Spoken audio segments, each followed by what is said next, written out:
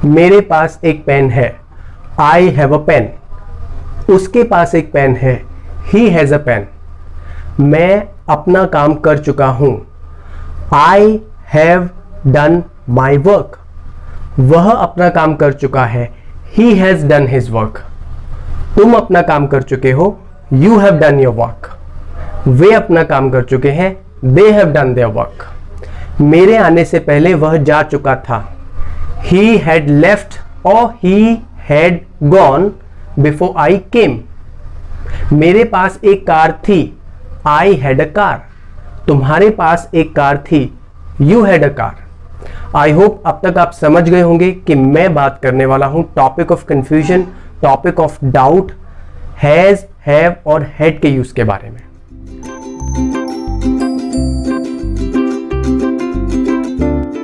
दो बातें जान लेते हैं हैज, हैव और हैड के यूसेज के बारे में।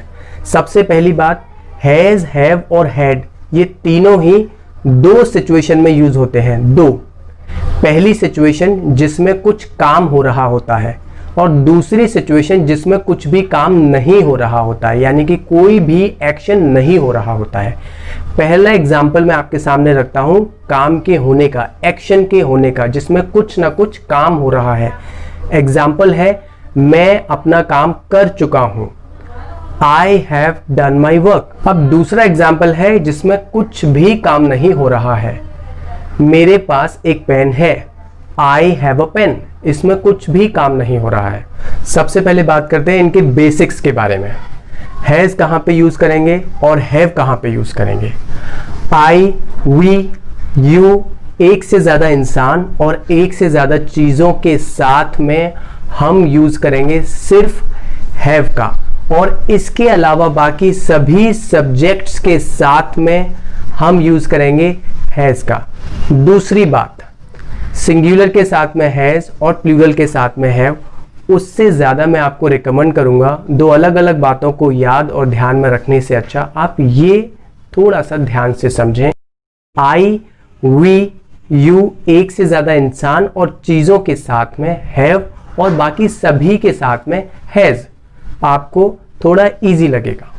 नेक्स्ट, हैज, हैव के साथ में हमेशा वर्ब की थर्ड फॉर्म आएगी। वर्ब की थर्ड फॉर्म्स अगर आपको नहीं पता है कि क्या होती है, डू माने करना, डिड सेकंड फॉर्म माने किया, डन थर्ड फॉर्म माने कर चुका हूं। ये है वर्ब की थर्ड फॉर्म्स। अब बात करते हैं हैज और हैव को शॉर्ट में क्या बोलते हैं। हैज नॉट को शॉर्ट में हैजंट, हैव नॉट को शॉर्ट में हैवंट भी बोलते हैं। अब चलते हैं कुछ एग्जाम्पल की तरफ जिसमें हैज और हैव के अलग अलग टाइप के सेंटेंसेस को बनाकर देखते हैं। तुम अपना काम कर चुके हो, you have done your work. तुम अपना काम नहीं कर चुके हो, you have not done your work.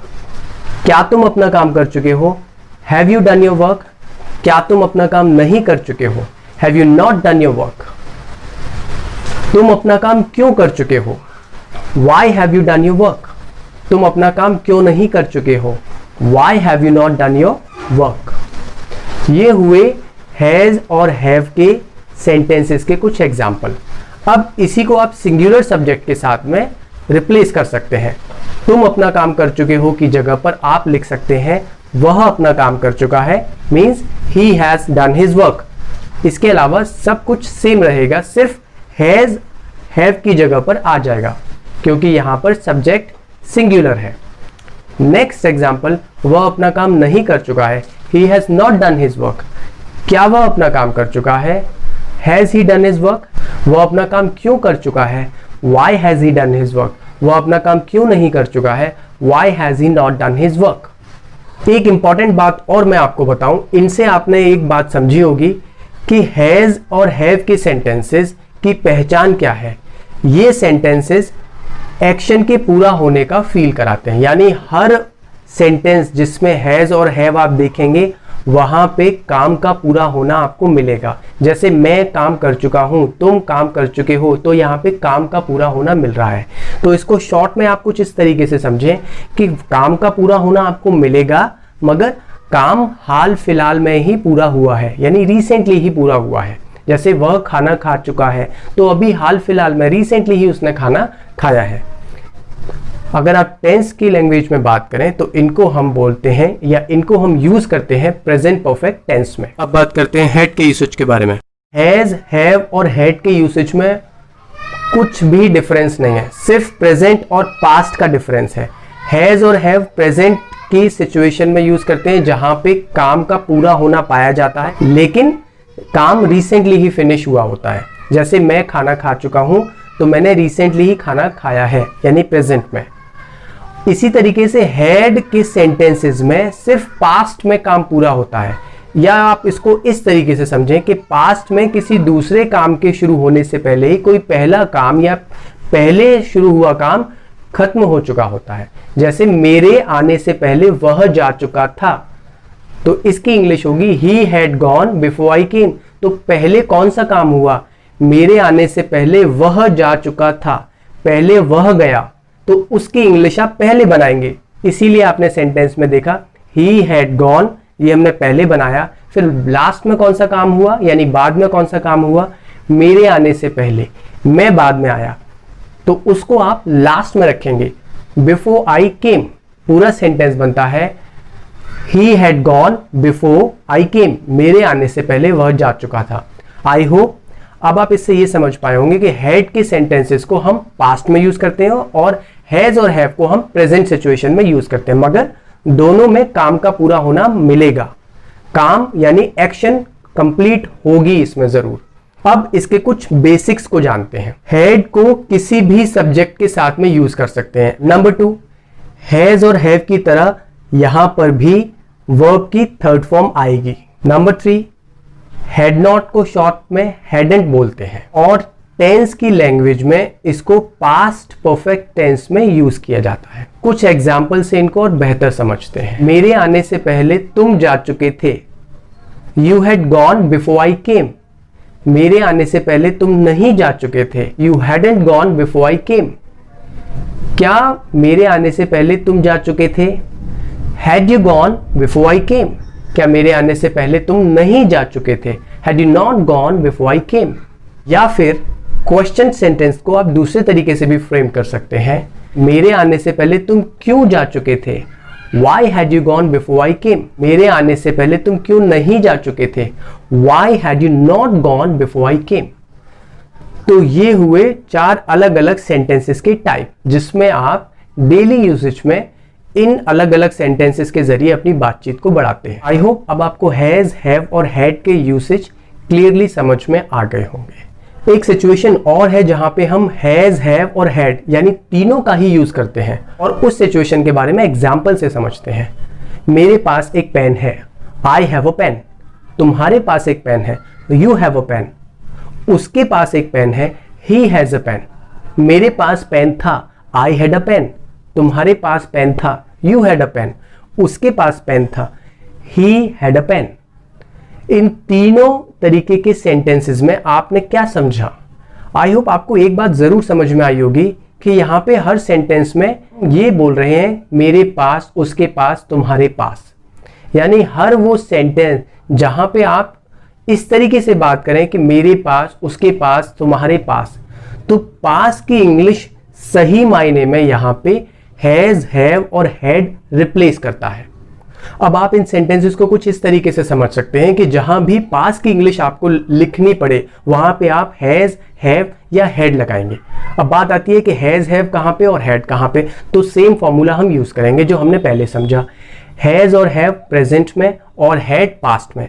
मेरे पास कार है यानी हैज या हैव अकॉर्डिंग टू सब्जेक्ट। मेरे पास कार थी, हेड लग जाएगा, और हेड लगता है किसी भी सब्जेक्ट के साथ में, यानी आपको सिंगुलर और प्लूरल ये अपने दिमाग में रखने की जरूरत नहीं है।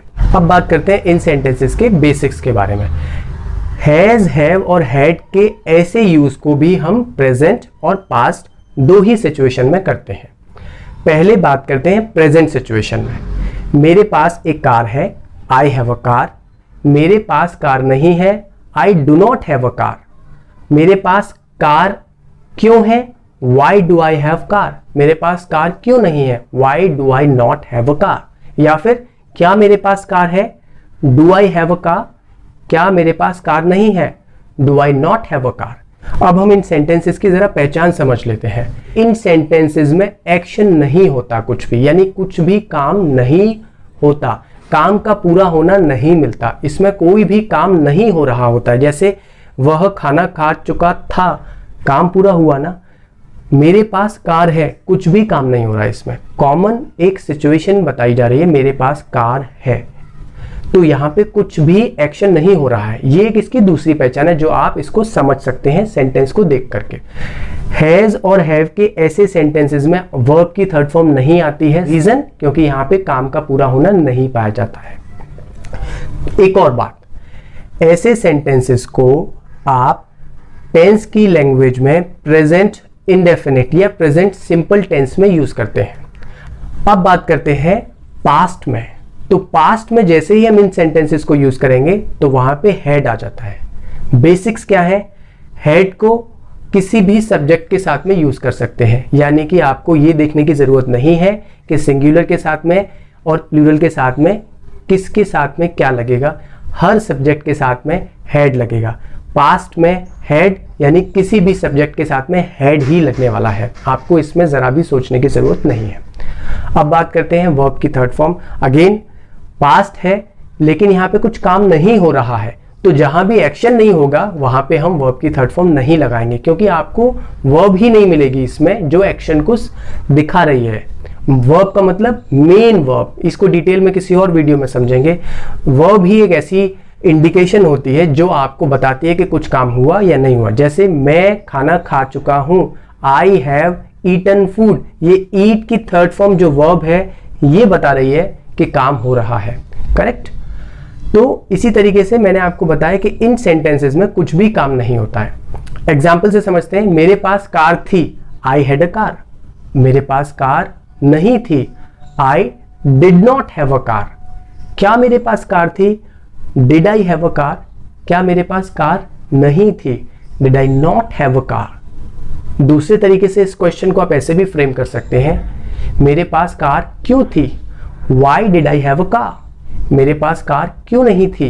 Why did I not have a car? तो ये जो दूसरी सिचुएशन मैंने बताई अभी हेड की, इसके बारे में मैं आपको बताऊं। टेंस की लैंग्वेज में इसको हम पास्ट इंडेफिनिट टेंस बोलते हैं। आई होप इन एग्जाम्पल से आप शायद पहले की कंपैरिजन में कुछ ज़्यादा अच्छे से समझ पाए होंगे। अब मैं आपको कुछ ट्रिक्स एंड टिप्स बताऊंगा कि आप इसको डेली यूसेज में यूज़ अगर करने वाले हैं, आप चाहते हैं कि मैं डेली यूसेज में कॉन्वर्सेशन कर पाऊं, तो सबसे पहले आपको करनी होगी बेहतर से बेहतर प्रैक्टिस। बचपन में आप साइकिल चलाना सीखते थे और अगर आप साइकिल चलाना सीख गए थे तो आज आप 10 साल बाद भी उस साइकिल को उठा कर देखें तो आप उसको नहीं भूलें, यानी आपको प्रैक्टिस उतनी अच्छे से करनी है। नंबर 2, वर्ब की थर्ड फॉर्म ज़्यादा से ज़्यादा याद करें, लेकिन सिर्फ याद ही ना करें, याद करके उनको डेली यूसेज में इम्प्लीमेंट करें, बोलें एक दूसरे से, तो आप उनको याद रख पाएंगे, अदरवाइज आपका बेकार है वो। Just been it. नंबर 3 ये कि आप डिस्क्रिप्शन में जाकर हैज़, हैव और हैड का कंप्लीट PDF डाउनलोड कर सकते हैं अपने रिवीजन के लिए, सो दैट अगर आपको कभी भी लगे कि मैं इन सेंटेंसेस को रिवाइज करना चाहता हूँ, मुझे ज़रा डाउट हो रहा है, आप उस PDF को देखकर कभी भी आपको ऐसा नहीं लगेगा कि मुझे कुछ भी याद नहीं आ रहा है। अगर आप इस वीडियो को भूल भी जाएंगे तो आप PDF से रिकॉल कर पाएंगे। अब लास्ट में आपके सामने आने वाला एक ऐसा क्विज, आप इस स्क्रीन को पॉज करके इस क्विज को फिल करके कमेंट में अपने आंसर ज़रूर लिखकर मुझे दें कि आपने कितना सही इस वीडियो से हैज़, हैव और हैड के सेंटेंसेस को समझा। इससे 2 बातें होंगी, मुझे मालूम पड़ेगा कि मैं कितना अच्छा आपको बता पाया और आपको मालूम पड़ेगा कि कितना अच्छा आप समझ पाए। एक इंपॉर्टेंट बात मैं आपको और बता दूं कि स्पोकन इंग्लिश के अलावा इंग्लिश ग्रामर में टेंस से किसी भी कॉम्पिटिटिव एग्जाम में अगर इंग्लिश सब्जेक्ट आपका मैंडेटरी है तो किसी न किसी शेप में टेंस से ज़रूर क्वेश्चन आते हैं। इसलिए आप इस क्विज को बहुत अच्छे से दीजिए और साथ ही साथ सेल्फ स्टडी करके भी इस टॉपिक को अच्छे से समझें, सो दैट किसी भी कॉम्पिटिटिव एग्जाम में आप अपना 1, 2 और मैक्सिमम 5 मार्क्स तक कई बार कॉम्पिटिटिव एग्जाम में टेंस टॉपिक से आ जाते हैं, ना गवाएं। If you think this information can be useful for you or someone like you, like, share and comment your doubts if any, and if you're new on this channel, subscribe the channel by pressing the bell icon so you keep on receiving notification. Thank you.